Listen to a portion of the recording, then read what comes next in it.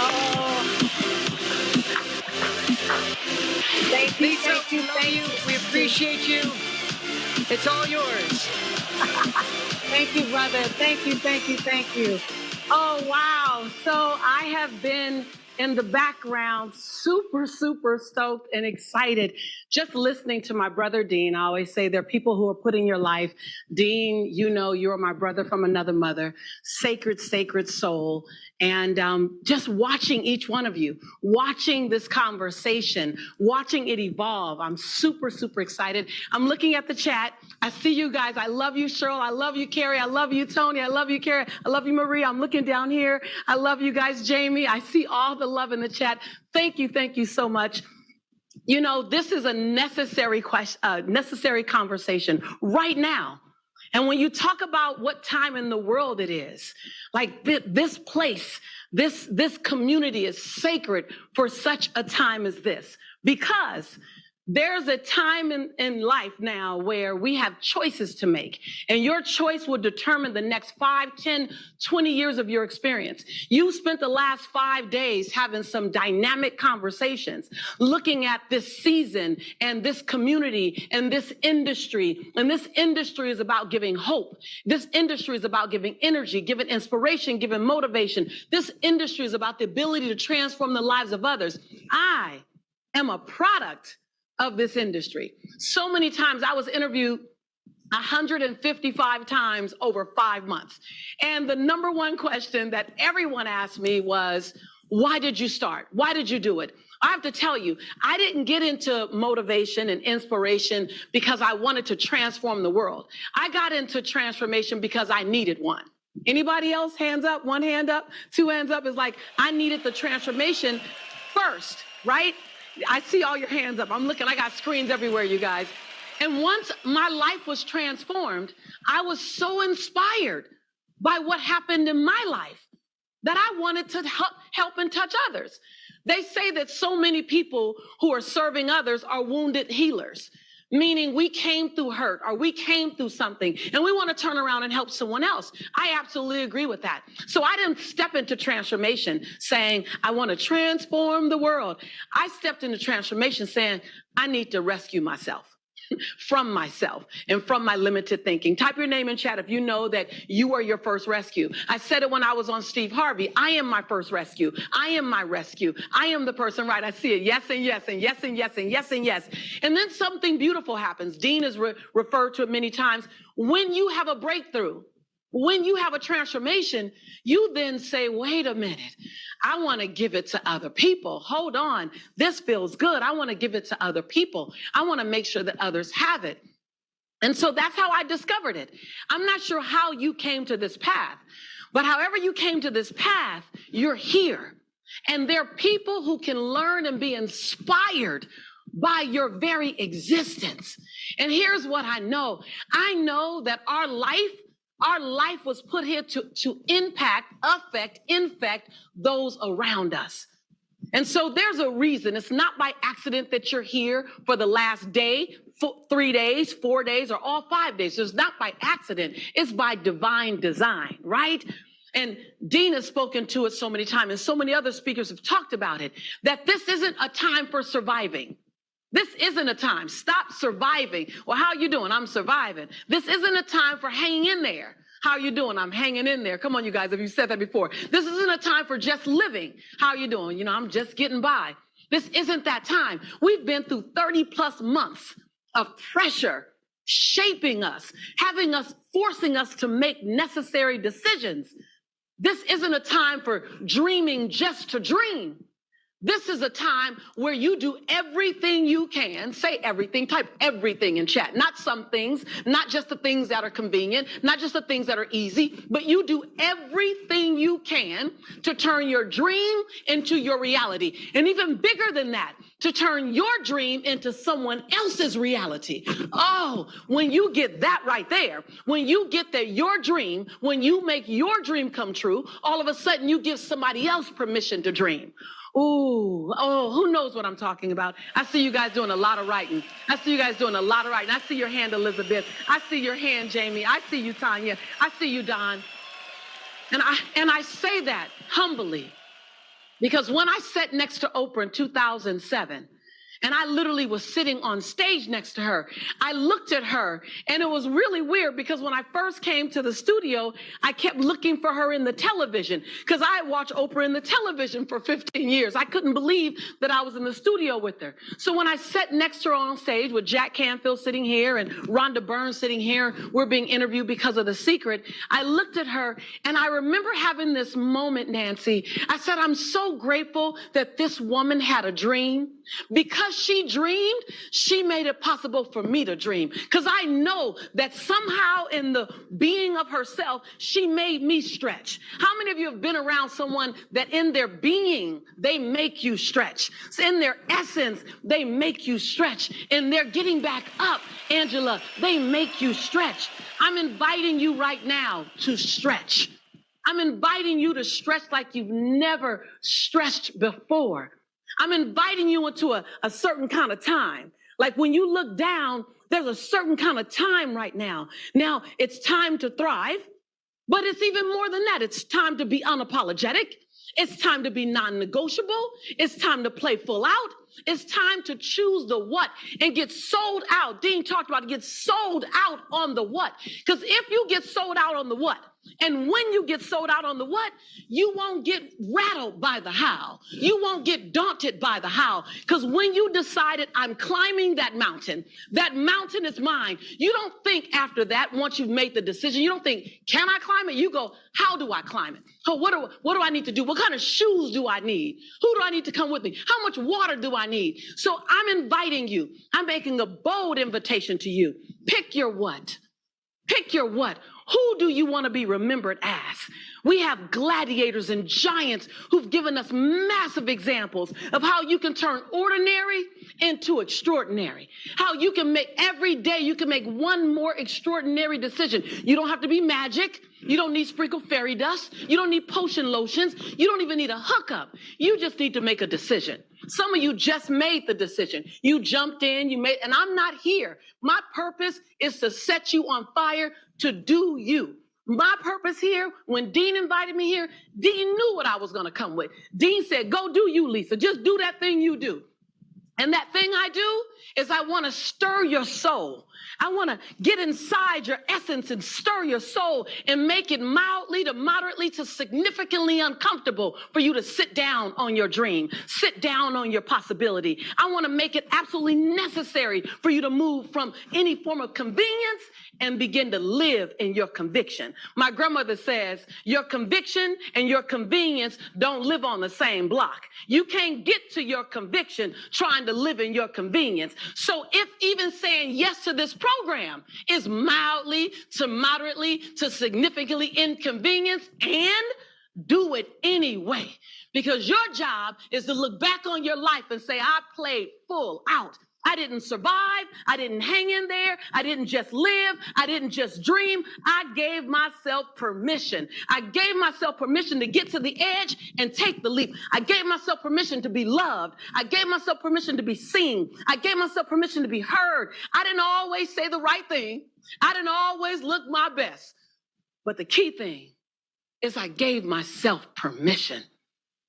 See, I'm not, and I don't say that from someone who lives in this space and have lived in this space the entire time. I don't say that from someone who always knew what it felt like to let myself be seen. There was a point in my life where the last thing I wanted to do was stand out. There was a time in my life where the last thing I wanted to do was have someone look at me because I wasn't comfortable with who I thought they might see. Anybody know what I'm talking about? I wasn't yet comfortable with what I might say. Will I say it the right way? I don't know if they were raised in my neighborhood or if I'm saying, I don't want to make a fool of myself. Anybody trying to protect that? I don't want to make a fool of myself conversation. Man.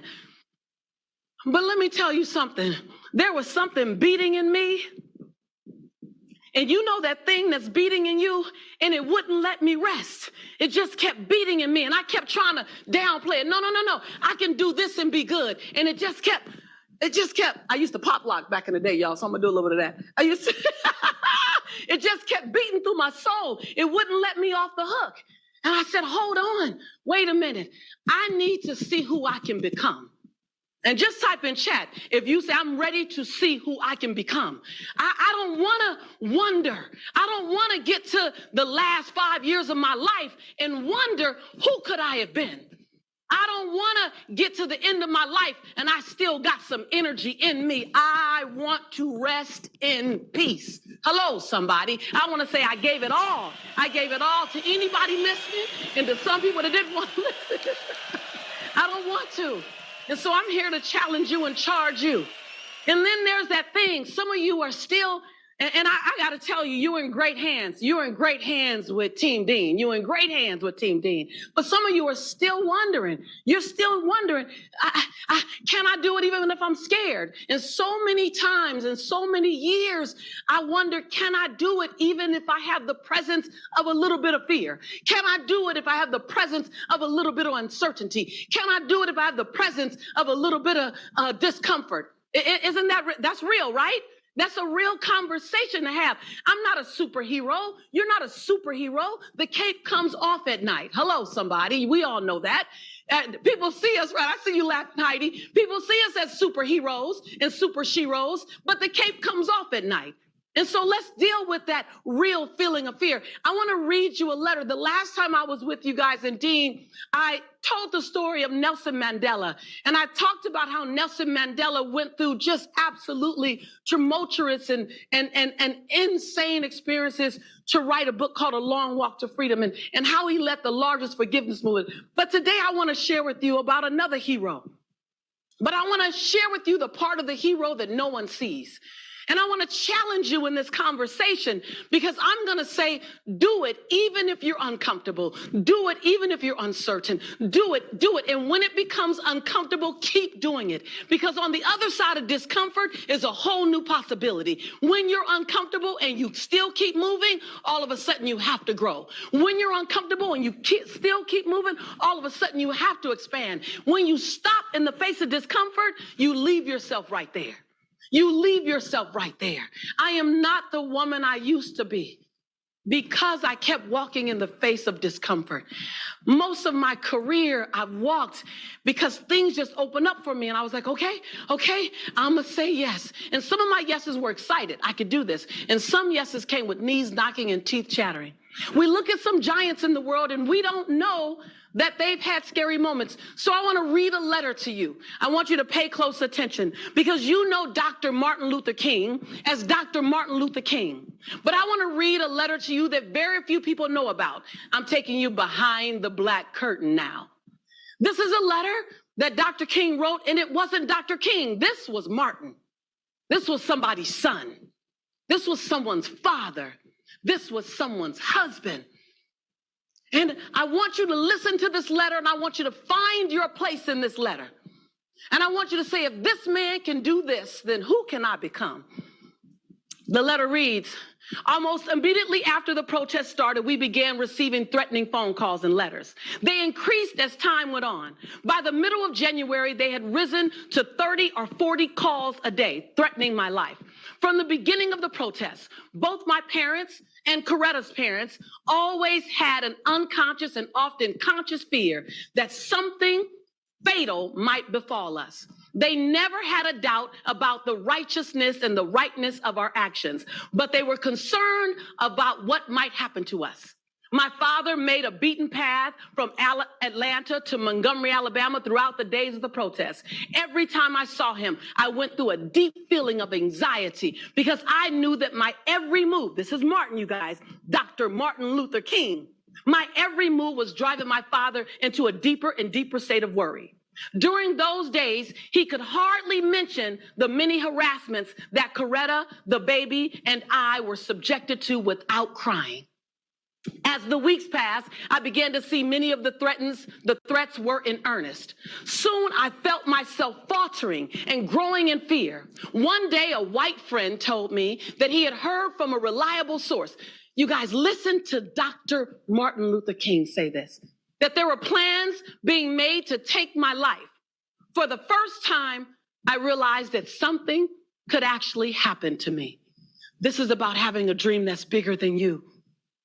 One night at a mass meeting, I found myself saying, if one day you would find me sprawled out dead, I do not want you to retaliate with one single act of violence. I urge you to continue protesting with the same dignity and discipline we have shown so far. A strange silence came over the audience. One night at the end of January, I settled into bed late after a strenuous day. Coretta had already fallen asleep, and I was just about to doze off when the telephone rang. An angry voice said, listen, nigger, we've taken what we want as much as we can from you. Before next week, you'll be sorry you ever came to Montgomery. I hung up, but I couldn't sleep. It seemed that all my fears had come down on me at once. Listen to Dr. Martin Luther King. I had reached my saturation point. I got out of bed and walked the floor. I had heard these things before, but for some reason that night it got to me. I turned over and tried to go to sleep, but I couldn't sleep. I was frustrated. I was bewildered. Notice, find you in this conversation. And then I got up. Finally, I went to the kitchen and heated a pot of coffee. I want you to type your name as you start hearing yourself. Get to this. I was ready to give up. With my coffee in my hand, sitting untouched before me, I tried to think of a way to move out of the picture without appearing a coward. I sat there and thought about the beautiful little girl who had just been born. He only had one child at this time, you guys. I come home night after night to see her little gentle smile. I started thinking about the dedicated, loyal wife who was over there asleep, and she would be taken from me, or I could be taken from her. And I got to the point that I couldn't take it any longer. Listen to this. Dr. Martin Luther King says these words, I was weak. Something said to me, you can't call on daddy now. You can't even call on mama now. You got to call on that something and that person that your daddy and your mama used to tell you about. That power that can make a way out of no way. With my head in my hands, I bowed over the kitchen table and I prayed out loud. Listen to these words. I spoke to the divine that night, and I still have a vivid memory. I said, Lord, I'm down here trying to do what's right. I think that I'm doing what's right. I believe what I'm doing what's right. But I must confess that I'm weak now. I'm faltering. I'm losing my courage. Now I'm afraid. This is Dr. Martin Luther King, you guys. We never heard this. We never was told this part of the story. He said, if I stand before the people without strength or courage, they too will falter. I am at the end of my powers. I have nothing left. I've come to a point that I can't face it alone. Dr. Martin Luther King goes on to write, it seemed as though I could hear a quiet voice of assurance saying, Martin Luther King, stand up for righteousness, stand up for justice, stand up for truth, and know that I will be with you until the very end. He goes on to say, I felt a dashing in my soul, but I heard the voice. He promised to never leave me. And in that moment, I experienced a presence of the divine that I've never experienced before. And almost at once, all my fears melted away. My uncertainty disappeared. I was ready. I say with that, if that could be Dr. King, that same person that then went on to make it possible for us to be together, that same man with that fear, that same man with that uncertainty said, it's time for me to thrive. It's time. It's time for me to be unapologetic. It's time for me to be non-negotiable. That same man, live out the true meaning of its creed. Stood in front of millions. We hold these truths to be self-evident. And delivered something to us. He talked about you and I. He gave us permission. He gave a chocolate girl, a white boy, an Indian woman. He gave us permission to be in the same space together.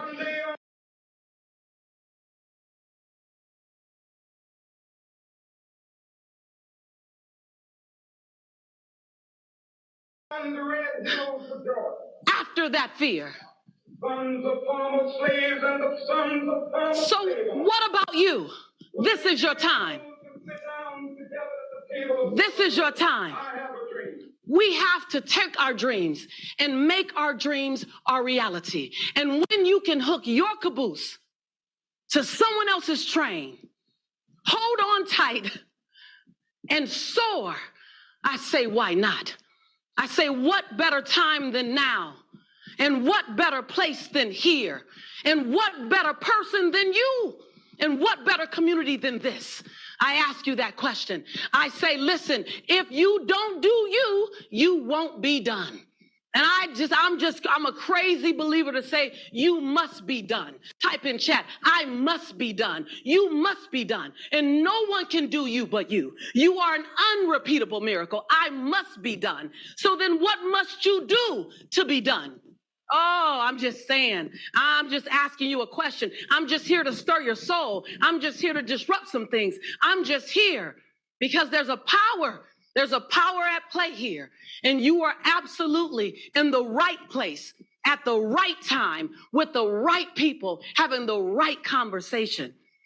And I'm going to leave you with this. And Dean, I love you so much. I love that you always invite me back. I love that you always allow me to play. Let me just say that when you look at the people playing in the world and you think, I can't do that because it's already being done. Dean's taking up the space or Tony or Lisa or someone say, no one can take your space.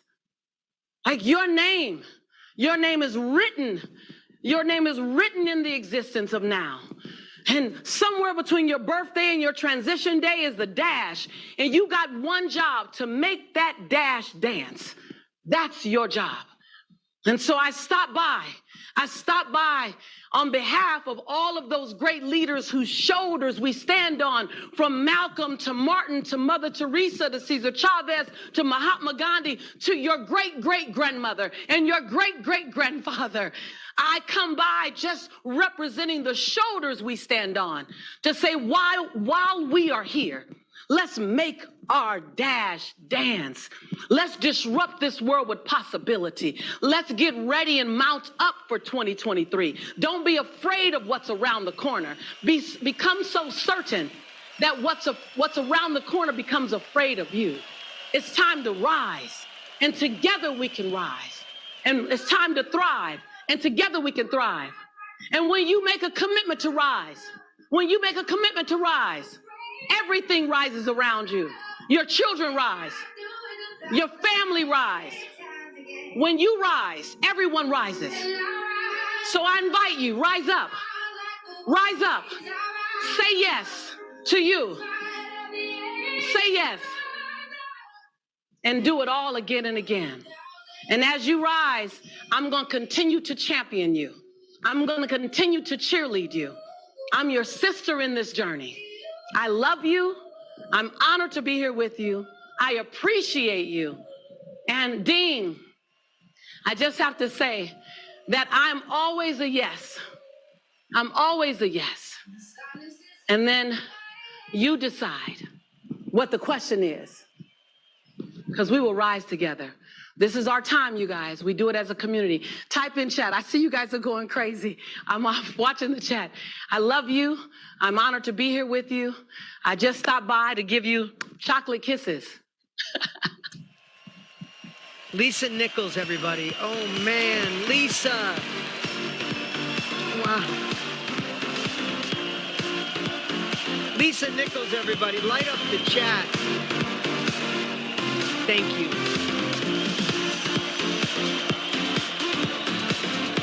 Thank you, guys.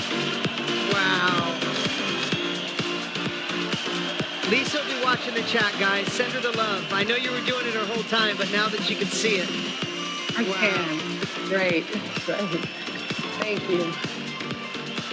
If that doesn't move you, if that doesn't put you in a place, Jamie, I saw you playing Full Out. I saw it impacting you. You made me smile. You put tears in my eyes. And everybody, that feeling, I love when Lisa comes on and speaks with her heart. Don't you wish you could all express ourselves like that? But that's her calling. That wasn't her calling originally. That just became her calling, and it's so magical. There's a couple things I had to write down. Conviction over convenience. They don't live on the same block, right? We're always looking for convenience. When we want more, we got to be convicted. They're not the same. You can't have both. But here's the cool part. When you're convicted for enough, doing the right thing over and over, you find the convenience in life. You just can't get the convenience first, right? So we must be convicted. Oh my God, everything she said, don't be afraid to start small. Like there was, it made me think of, like sometimes we're afraid to start because we think we might look silly or look foolish on starting small. No, we all got to start. What if Lisa never started? Who's impacted by Lisa for the rest of your life now that you saw her today? Right? On the other side of discomfort is a whole new you. On the other side of discomfort is a whole new you. I love that you've heard some similar things weaved through the 5 days, right? But coming from different people, it impacts you in a different way, doesn't it? It gives you a different feeling. It gives you different emotions. And I'm just, Lisa, thank you again. If you're still watching, thank you for coming and lighting us all up. Here's what we're going to do. We got Mr. Tony Robbins coming here in a few minutes. You ready for Tony Robbins? Man, that sets us up. That definitely sets us up. Here's what we're going to do. First off,